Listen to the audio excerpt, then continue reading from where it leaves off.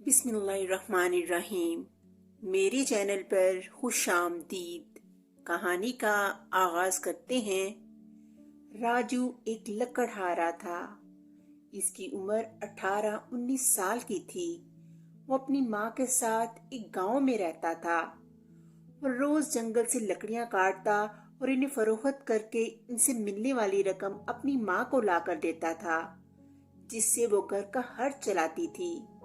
एक रोज राजू जंगल से लकड़ियां काट कर वापिस घर आ रहा था तो इसने झाड़ियों में एक कुत्ता देखा। इतनी बड़ी जिसामत और शक्लो सूरत से वो किसी अच्छी नस्ल का लग रहा था। इसके गले में एक कीमती पट्टा भी था और इस पट्टे पर इसका नाम लिखा था, डब्बू। राजू ने अंदाजा लगाया कि वो किसी अमीर आदमी का कुत्ता है। डब्बू जख्मों से चूर था। इसके जिस्म से जगह जगह से खून रिस रहा था और वो जमीन पर पड़ा गहरी गहरी सांसें ले रहा था। राजू इसके नजदीक आया तो वो इसे रहम तलब नजरों से देखने लगा। राजू को डब्बू पर बड़ा तरस आया। इसने लकड़ियों का गट्ठा एक तरफ रखा और इसे उठाकर घर ले आया। इसकी माँ एक रहम दिल औरत थी। डब्बू की हालत देखकर वो भी परेशान हो गई। इसने जल्दी से पानी गर्म करके इसके जख्मों को धोया, फिर घर में मौजूद जड़ी बूटियों से बनी हुई दवाई इसके जख्मों पर लगाई। डब्बू की हालत जरा संभली तो इसने दूध में रोटी भिगोकर इसे खिलाई और नरम नरम सूखी घास का बिस्तर बनाकर इस पर लटा दिया। जब इन तमाम कामों से फुर्सत मिल गई तो राजू दोबारा जंगल गया। वहां से अपनी लकड़ियों का गट्ठा उठाकर इन्हें बाजार में बेचने निकल गया। इस दौरान वो मुसलसल जख्मी डब्बू के मुतालिक सोच रहा था। इसके जिस्म पर लगे जख्म किसी तेज धार हथियार का नतीजा मालूम होते थे। वो हैरान था कि इस बेजुबान पर किसने इतना जुल्म किया। इसकी लकड़ियां अच्छे दामों फरोख्त हो गई थीं। वो खुश खुश घर लौटा। घर आया तो इसने देखा कि डब्बू बड़े मजे से घर के एक कोने में घास के बिस्तर पर लेटा सो रहा है। इसकी माँ मुसलसल इसकी देखभाल में मसरूफ थी। चंद रोज ही गुजरे थे कि डब्बू भला चंगा हो गया। इसके जख्म पूरी तरह भर गए थे और वो भागने दौड़ने के काबिल हो गया था। इतने कम अरसे में ही वो राजू और इसकी माँ से बहुत मायूस हो गया था। राजू को देखकर तो इसकी हालत ही तब्दील हो जाती थी। वो अपनी दुम हिलाते हुए इसके आगे पीछे घूमने लगता। एक रोज राजू जब जंगल के लिए घर से निकला तो डब्बू भी इसके साथ हो लिया। राजू ने सोचा कि इसे भी अपने साथ जंगल ले जाए, वो खुश हो जाएगा। दोनों जंगल पहुंचे। अभी राजू ने लकड़ियां काटना भी शुरू न की थी कि डब्बू इन झाड़ियों के नजदीक पहुंच गया, जहां से चंद रोज पहले वो राजू को जख्मी हालत में मिला था। वहां पहुंचकर वो जोर जोर से भौंकने लगा। फिर नहायत तेजी से भागता हुआ राजू के पास आया और इसकी कमीज का दामन दांतों में दबाकर इसे घसीटने लगा। राजू समझ गया कि वो इसे झाड़ियों के पास ले जाकर कोई चीज दिखाना चाहता है। वो इसके साथ झाड़ियों के नजदीक आ गया। डब्बू झाड़ियों में घुस गया। थोड़ी देर बाद वो बाहर आया तो इसके मुंह में कीमती मोतियों का एक हार दबा हुआ था। इस हार को इसने राजू के करीब जमीन पे गिरा दिया। राजू तो हैरत से गुंग होकर रह गया। वो हार नहायत कीमती लग रहा था, क्योंकि इसमें नन्हे नन्हे जगमगाते हीरे जड़े हुए थे। राजू की कुछ समझ में नहीं आ रहा था कि ये हार इन झाड़ियों में क्यों मौजूद था। इसने हार को उठाकर अपने कपड़ों में छुपा लिया। फिर इसने डब्बू को देखा। वो अभी तक बेचैन नजर आ रहा था और सामने की तरफ पहाड़ों को देखे जा रहा था। इसने एक मर्तबा फिर राजू की कमीज मुंह में दबा ली और इसे खींचने लगा। राजू इसकी इस हरकत से समझ गया कि वो इसको कहीं लेकर जाना चाहता है। इसने कहा, ठीक है, मैं तुम्हारे साथ चलता हूँ। डब्बू इसे अपने साथ लिए लिए पहाड़ों की जानिब चल पड़ा। वो जमीन पर कुछ सूंघता जा रहा था। पहाड़ों के नजदीक पहुंचे तो वहां इसके दामन में दूर तक बड़े बड़े درخت نظر آ رہے تھے۔ ڈبو اسے لے کر ان درختوں کے جھنڈ میں داخل ہو گیا۔ ابھی وہ لوگ کچھ دور ہی گئے ہوں گے کہ راجو کو ایک بڑی سی پختہ عمارت نظر آئی۔ وہ عمارت باہر سے نظر نہیں آتی تھی کیونکہ اسے درختوں نے گھیر رکھا تھا۔ عمارت دیکھ کر راجو کو بہت حیرت ہوئی۔ وہ ڈبو کے ساتھ جاڑیوں میں دبک کر بیٹھ گیا اور عمارت کے آس پاس کا جائزہ لینے لگا۔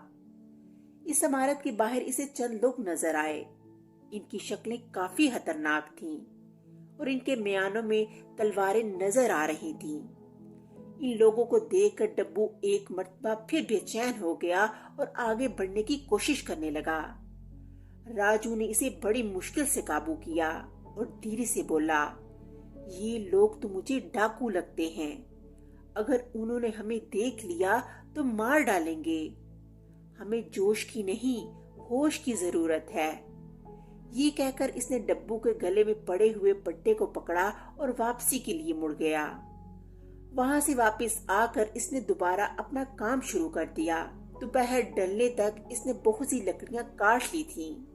آج اس نے جلدی واپسی کا سوچا تھا، اس لیے اس نے لکڑیوں کو ایک جگہ اکٹھا کر کے باندھا اور انہیں اٹھا کر چل پڑا۔ بازار میں آ کر اس نے جلدی جلدی ان لکڑی کو فروخت کیا اور پھر گھر آ گیا۔ گھر آ کر اس نے اپنی ماں کو قیمتی ہار ملنے کا واقعہ سنایا۔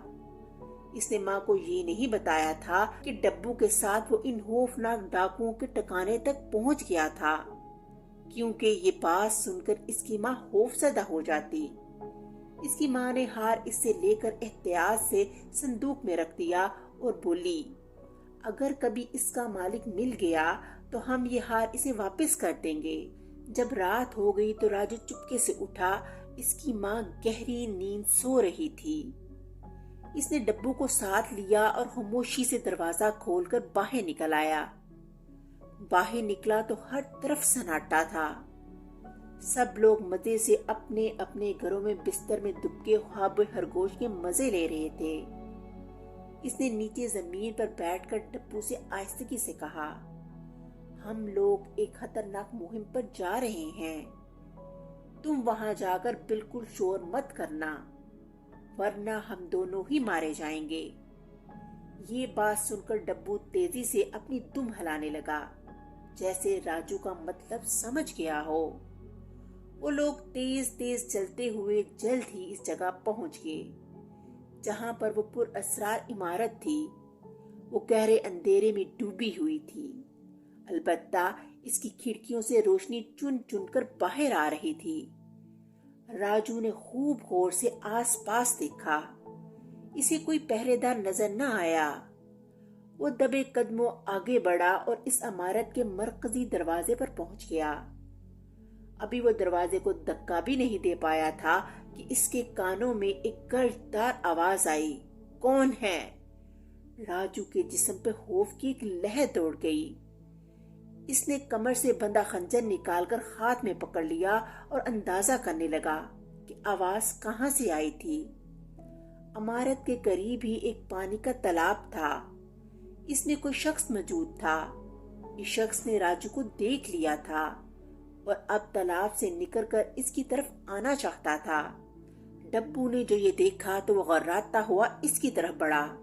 اتنا بڑا اور خوفناک کتا دیکھ کر وہ شخص خوف زدہ ہو گیا اور دوبارہ تالاب میں کود گیا۔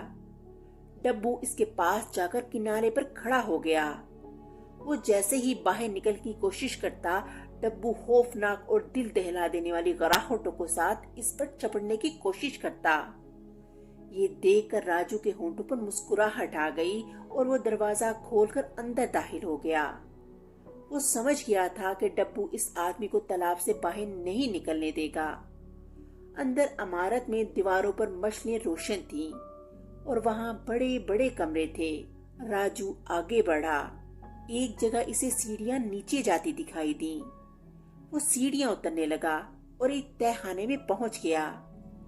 تہہ خانے میں بڑی بڑی بوریاں تھیں جو سونے، چاندی اور اشرفیوں سے بڑی پڑی تھیں۔ ایک کونے میں اسے مضبوط رسیوں میں جکڑی ایک نہایت حسین و جمیل لڑکی نظر آئی जो राजू को हैरत भरी नजरों से देख रही थी। राजू जल्दी से इसके नजदीक आया, अपने खंजर से इसकी रस्सियां काट कर इसे आजाद कर दिया और बोला, अच्छी लड़की, तुम कौन हो और तुम्हें यहाँ किसने कैद किया है? मैं इस शहर के मशहूर सौदागर शहरयार की बेटी हुसन बानो हूँ। चंद रोज पहले मैं अपने अब्बा के साथ दूसरे शहर से आ रही थी कि रात के वक्त इन डाकुओं ने हमारे काफिले पर धावा बोल दिया और लूट मार शुरू कर दी। मेरे गले में हीरे जवाहरात का एक कीमती हार था। मैंने इसे उतारकर झाड़ियों में छुपा दिया ताकि वो इसे ना ले सकें। हमारा सारा असबाब अपने कब्जे में लेकर उन्होंने मुझे भी पकड़ लिया और अपने साथ यहाँ ले आए। मेरे वफादार डब्बू ने बड़ी बहादुरी से इनका मुकाबला किया, मगर इन जालिमों ने इसे खंजरों के वार कर करके अधमुआ कर दिया। जाने अब वो कहाँ होगा, पता नहीं जिंदा भी है या मर गया। डाकुओं का सरदार मुझसे शादी करने के लिए इसरार कर रहा है। मेरे इनकार पर इसने गुस्से में आकर मुझे इस तहखाने में कैद कर दिया है। मगर नौजवान, तुम इस जगह तक कैसे पहुंचे? मेरा नाम राजू है, मैं एक लकड़हारा हूँ। यहाँ तक मुझे तुम्हारा डब्बू ही लेकर आया है। इसे मैंने झाड़ियों में जख्मी हालत में देखा था और इसे अपने घर ले आया था। मेरी माँ ने इसके जख्मों पर दवा लगा दी थी और अब वो बिल्कुल ठीक है। ये डाकू अब कहाँ है? लड़की जिसका नाम हुसन बानो था, ये सुनकर बहुत खुश हुई कि इसका वफादार डब्बू जिंदा है। इसने कहा, डाकू हर रोज रात को लूट मार करने के लिए चले जाते हैं और सुबह होने से पहले वापस आ जाते हैं। इनका एक साथी यहाँ की निगरानी के लिए मौजूद रहता है। अब जल्दी से यहाँ से निकलने का सोचो, ऐसा ना हो कि वो आ जाएं। इसकी फिक्र मत करो, तुम्हारा डब्बू इसे तालाब में से निकलने ही नहीं दे रहा। मेरा ख्याल है कि यहाँ पर एक आध घोड़ा तो जरूर मौजूद होगा। हमें यहाँ से निकलकर कोतवाल को इत्तला देना पड़ेगी ताकि वो अपनी सिपाहियों की मदद से इन जालिम डाकुओं को गिरफ्तार कर लें। राजू ने कहा। वो दोनों तहखाने से बाहर आए। इमारत की पिछली तरफ एक अस्तबल था जिसमें एक घोड़ा बंधा हुआ था। राजू ने जल्दी से इस पर जैन कसी और हुसन बानो को इस पर बिठाकर घोड़े को एड़ लगा दी। घोड़ा ताजा दम था, इसलिए हवा से बातें करने लगा। हुसन बानो के बताए हुए रास्ते पर चलता हुआ वो जल्द ही इसके घर पहुंच गया। शहरयार सुदागर और इसकी बीवी ने जो अपनी बेटी जिंदा सलामत देखी तो इनका खुशी से बुरा हाल हो गया। उन्होंने हुसन बानो को गले से लगाया और राजू का शुक्रिया अदा किया। हुसन बानो ने जल्दी जल्दी इन्हें पूरी कहानी सुना दी। इसने राजू के मुतल्लिक भी बताया कि वो किस तरह तन तन्हा इन खतरनाक डाकुओं के ठिकाने पर पहुंच गया और अपनी अक्लमंदी और बहादुरी की वजह से इनकी कैद से मुझे आजाद करवा लाया। इसकी बातों से शहरयार सौदागर की बीवी समझ गई थी कि हुसन बानो राजू को पसंद करने लगी है। खुद इसे भी राजू बहुत अच्छा लगा था। इसने फैसला किया कि वो इस सिलसिले में शहरयार सौदागर से बात करेगी। कुछ देर बाद राजू ने कहा, जनाब, हमें देर नहीं करना चाहिए। कोतवाल और सिपाहियों को लेकर फौरन डाकुओं के अड्डे पर पहुंचना चाहिए ताकि इन्हें गिरफ्तार किया जा सके। कोतवाल शहरयार सौदागर का दोस्त था। वो इसी वक्त राजू को लेकर कोतवाल के घर पहुंचा और इसे पूरा वाकया सुनाया। इन डाकुओं ने हर तरफ लूट मार मचा रखी थी और तमाम लोग इनसे तंग थे। कोतवाल भी चाहता था कि इन्हें गिरफ्तार करके जेल में डाल दे, मगर वो पकड़ में नहीं आ रहे थे। शहरयार सौदागर की कहानी सुनकर इसने बहुत सारी सिपाहियों को तैयार किया और राजू के साथ डाकुओं के ठिकाने पर पहुंच गया। डब्बू ने अभी तक डाकुओं के साथी को तालाब से निकलने नहीं दिया था। वो जैसे ही बाहर निकलता वो इस पर घर्राकर झपट पड़ता और डाकुओं का साथी मारे डर के दोबारा पानी में कूद जाता। राजू इन्हें लेकर पहले तालाब पर ही पहुंचा था। सिपाहियों को देखकर डाकू के साथी ने पानी में डुबकी लगाकर इनसे बचना चाहा, मगर कब तक? जल्द ही इसे सांस लेने के लिए ऊपर आना पड़ा। एक सिपाही ने कमान में तीर चढ़ाकर इसका निशाना लेकर कहा, अगर जिंदगी अजीज है तो बाहर आ जाओ, वरना तीरों से छलनी कर दूंगा। डाकुओं का साथी खौफ से लरजता हुआ बाहर निकला और इसे सिपाहियों ने गिरफ्तार कर लिया। कोतवाल ने अपने सिपाहियों को इधर उधर छुपा दिया और डाकुओं की वापसी का इंतजार करने लगे। सुबह होने वाली थी। ज्यादा देर न गुजरी थी कि इनके कानों में घोड़ों की टापों की आवाजें आने लगीं। सब होशियार हो गए। जल्द ही डाकू वहां पहुंच गए। इनके सरदार ने कहका लगाकर कहा, आज तो हमारे हाथ बहुत सा माल लगा है। मैं बहुत खुश हूँ। हमारी दौलत में रोज बरोज इजाफा होता जा रहा है। इसके साथ ही घोड़ों पर लदे लूट मार के सामान से भरे थैले उतारने में मसरूफ थे कि कोतवाल का इशारा पाते ही तमाम सिपाही तलवारें हाथ में लेकर इन पर टूट पड़े और जल्द ही इन्हें काबू करके इनकी मशकें कस दी। सारे डाकू जमीन पर बंधे पड़े थे और खौफ भरी नजरों से कोतवाल और सिपाहियों को देख रहे थे। इसके बाद इनकी वापसी हो गई। शहरयार सुदागर राजू का बहुत एहसानमंद था और इसने इसकी बहुत खातर मदारत की। अगले रोज राजू ने झाड़ियों से मिलने वाला हार भी शहरयार सुदागर के हवाले कर दिया। बादशाह को भी इस वाक़े का इल्म हो गया था। इसने राजू को इस कारनामे पर हजारों अशरफियां इनाम के तौर पे दी, क्योंकि इसकी वजह से खौफनाक डाकू गिरफ्तार हुए थे। कोतवाल ने भी इसका बहुत शुक्रिया अदा किया। शहरयार सुदागर तो राजू से बहुत ही खुश था। इसकी हिम्मत और बहादुरी की वजह से इसकी बेटी इसे वापस मिल गई थी। एक रोज वो इसका शुक्रिया अदा करने अपनी बीवी और बेटी के साथ इसके घर भी आया। डब्बू भी इन लोगों के साथ था।